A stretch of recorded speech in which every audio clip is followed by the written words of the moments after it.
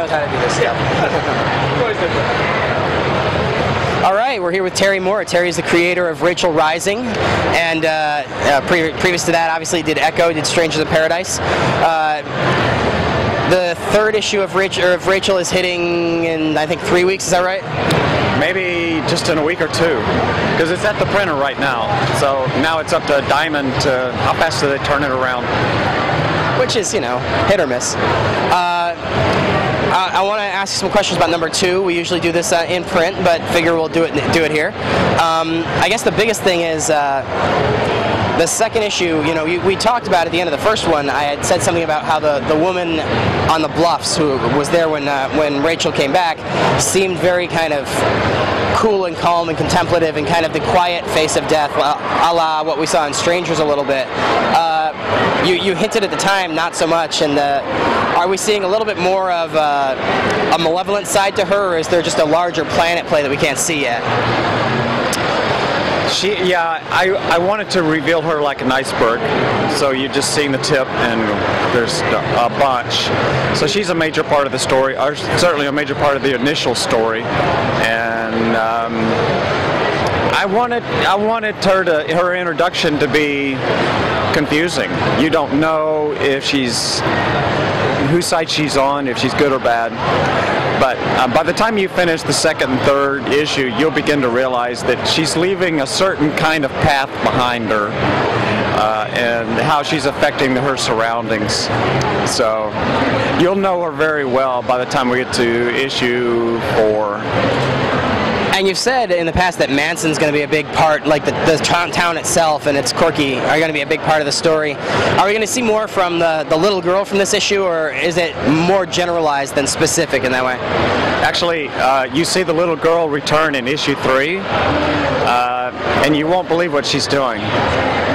So I'm just delighted by the characters that are in the town. The whole town is part of the story, and the people in the town and the town itself is just creepy.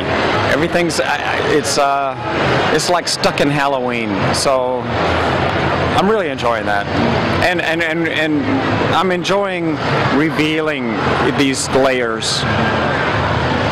Now, the first issue versus the second issue. The second issue seemed to move rat-a-tat-a-tat very fast. Now that you're back on a book that you don't have a definitive end point for, is the way that you write different than it was, say, on Echo, where you kind of had, you know, an idea of like beginning, a middle, and an end right at the start, and you knew that like you have to do this by this issue, you have to do this by this issue? Yeah, it is, because I always, when I find a good moment, I always want to linger and present more character, because I feel like it's worth it, because unless you care about the person, you don't care what happens to them. So the character moments are important, and because I don't have an ending in sight, I might linger just a little bit, like an extra page on a conversation or something. So it does make me feel a little less pressured. I don't want to use up my welcome and go too slow, of course. Now, one thing that I noticed in this issue is with Aunt Johnny. And she is a very androgynous character, like the name aside. Is that an intentional, because I mean you have a big audience based from Strangers of like the GBLT community, and those people have really supported your work. Is it important to you to get those sort of characters involved with a story? Well, I just feel like it's real life. I get real nervous when I get into a room full of white people. I mean, that's not real life, you know. So the same thing in a story. You don't want everybody to be middle-class white, or everybody's, you know, Judeo-Christian or something.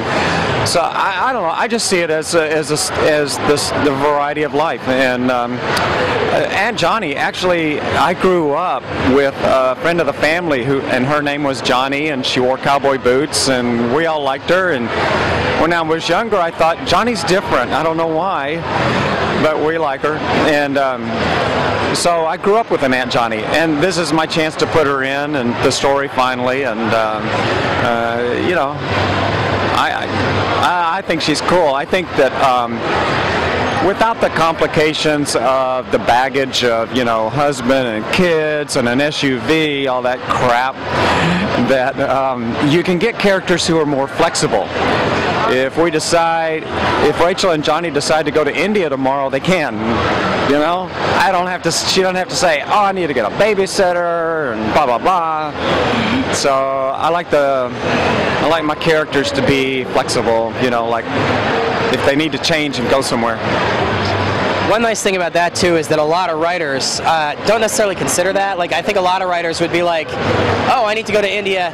Well, my husband's got kids," and so it's interesting when you're talking to somebody saying like that's a consideration in the concept of or in the process of creating a character. I think it shows kind of a longer view than I think a lot of people necessarily take.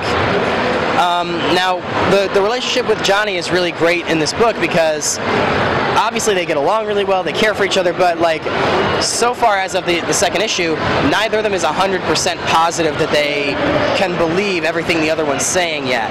Is that something you're going to play with for a while, or is that going to kind of play itself out after the big revelation at the end of the issue? I like to reveal the story to the character along with the reader. It's a way of pretending like we're doing it first person. I really don't want you to know much more than the character, so that you can both experience the discovery of the answers and all that. So that's what I'm trying for there. And I like writing stories where the characters lie. I don't use my characters for explaining the story. I hate that. I think it's a cop-out. So they don't recap. Like, gee, maybe, you know, all that. So I like the discovery of the story throughout the process, and I do what I can to keep the mysteries from you. You know, keep things a mystery, and let you always feel like you're learning something new. It's more interesting that way. It's like peeling away layers on an onion, you know, and you don't know what's inside. And I guess the last kind of real observation about the second issue is that you'd been saying, you'd said in the past that like the town was quirky and the town was, but in the first issue, obviously it was almost all Julie or almost all Rachel, and so we didn't get a lot of the town. Aunt Johnny certainly kind of sets a tone for the supporting cast, and I feel like the moments that we got of the gentleman in the last page of number one, I can't remember his name, but like he physically is a very odd-looking fellow, and so you pair that with the personality that Johnny brings to the table, and it really starts to paint a picture very quickly of kind of the oddities of this town. Is everybody in this town crazy, or is there going to be a couple people like in Twin Peaks where they kind of recognize that they're in a group of insane people? Well, see, you've read 2 and I've read 3. So in 3, it all happens in town, and so there's a lot more town revealed in 3, and you'll get a feel for that balance. In 3, there's a scene in a nightclub, a jazz club, and of course not everybody in the club is crazy, and so which makes the scary people. You need that contrast. They can't all be scary because then nobody's scary. So yeah, there's contrast and there's a variety. And that's actually a good point, is like when you're doing a horror story and it's in a quirky, kind of strange place, there's that kind of sliding scale of like, well, maybe in another story, Johnny would be creepy because she talks to the dead people. But in this story, it's kind of like she's endearing and kind of comical, and she's odd, but she's not really a scary person. It's kind of a... it really is all about setting, isn't it? Like, for instance, if we go to see a movie where it's all bad people shooting each other, you don't care who gets shot because they're all bad.